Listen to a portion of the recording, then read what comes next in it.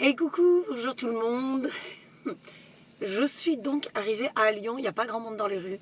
Et surtout, aujourd'hui c'est vendredi 13. Et je suis passée à cette heure-là devant plein d'écoles pour arriver jusqu'à Lyon.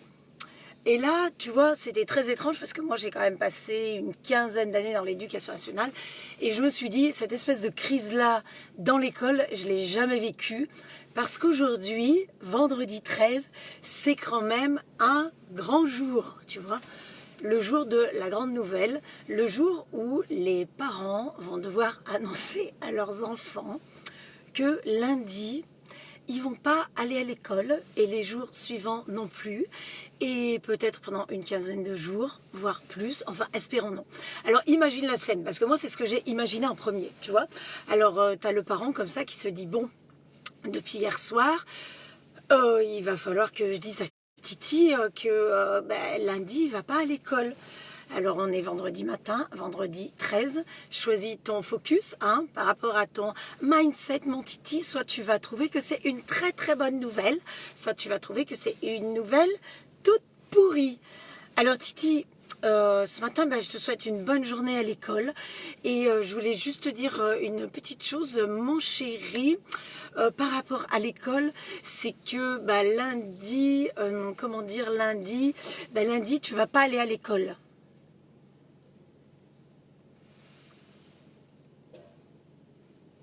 Là, tu vois, le petit, il y a tout un tas d'émotions qui le traversent, il comprend pas trop. Maman, c'est déjà les vacances. Non, Titi, c'est pas les vacances, mais tu vas pas aller à l'école. Voilà, c'est des mesures de sécurité.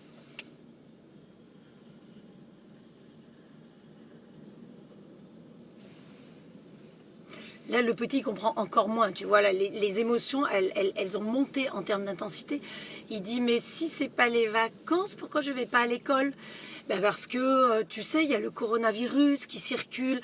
Alors, pour être sûr que euh, on l'attrape pas et qu'il se propage pas, on ferme les écoles et donc tu n'iras pas à l'école.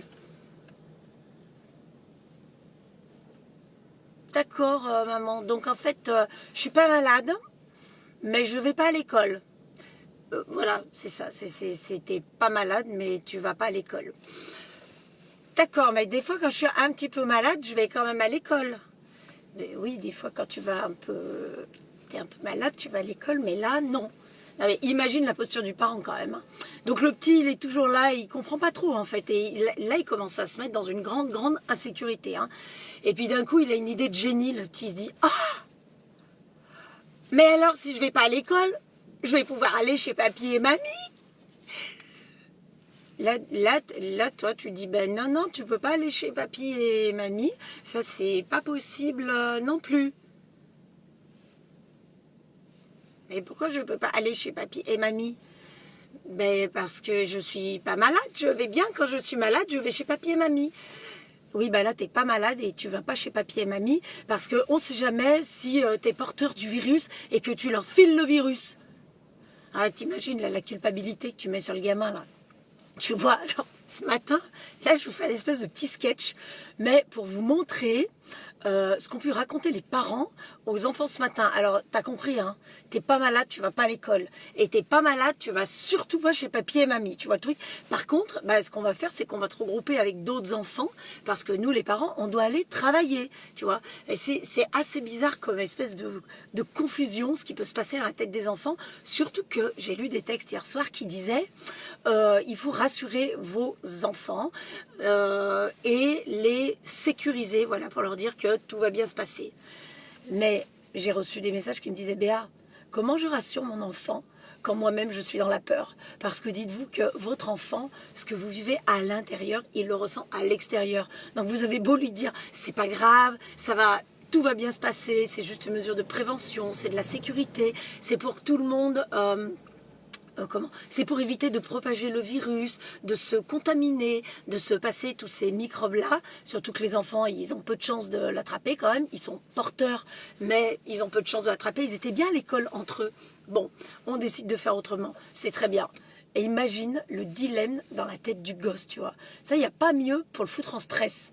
Parce que le stress, je vais juste te dire quelque chose, c'est que c'est quand même le plus grand virus au monde qui nous crée les plus grandes maladies et contre lequel on fait pas vraiment grand chose. Alors là, si tu veux, qu'est-ce qui se passe?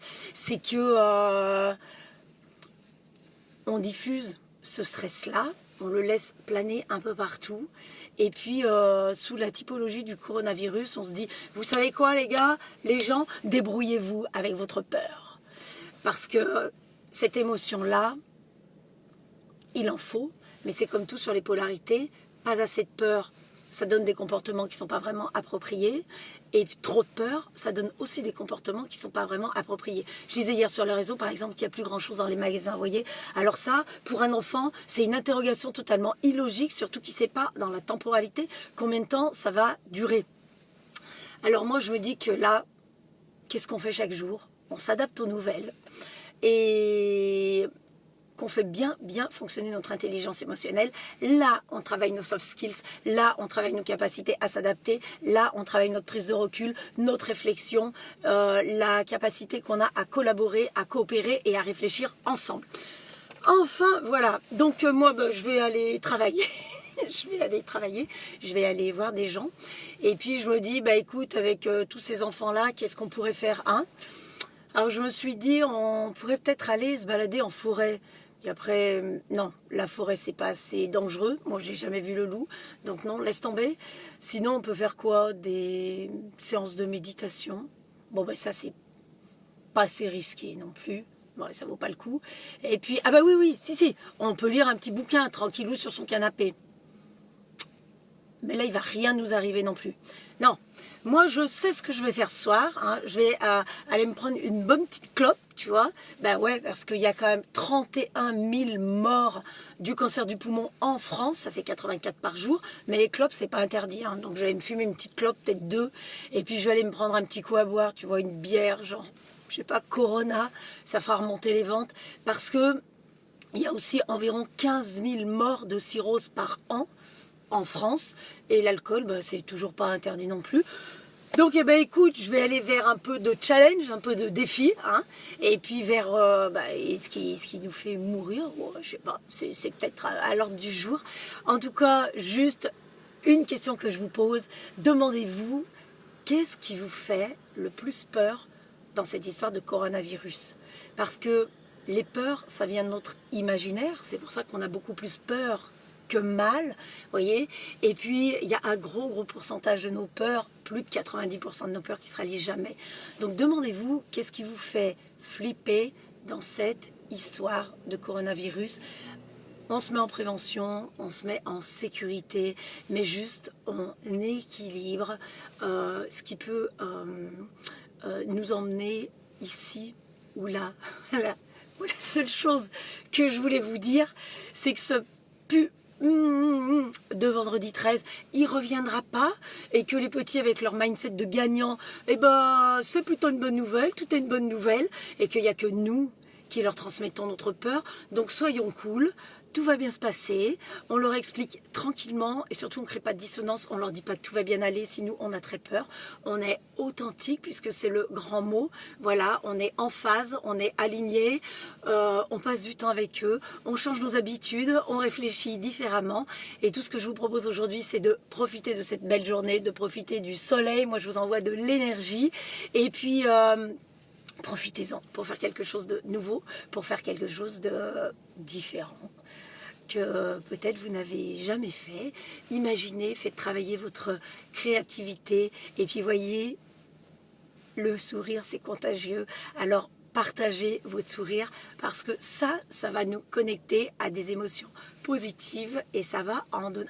on sait que les émotions positives et négatives n'existent pas, mais en tout cas un état émotionnel à l'intérieur de vous qui va être positif, et ça c'est bon pour la santé. Alors propagez votre sourire, allez-y, moi je vous en donne plein, je vous transmets, je vous envoie plein de bulles de champagne pour pétiller. Ciao, bon vendredi 13, et surtout profitez-en parce qu'il ne reviendra pas. Smile, ciao.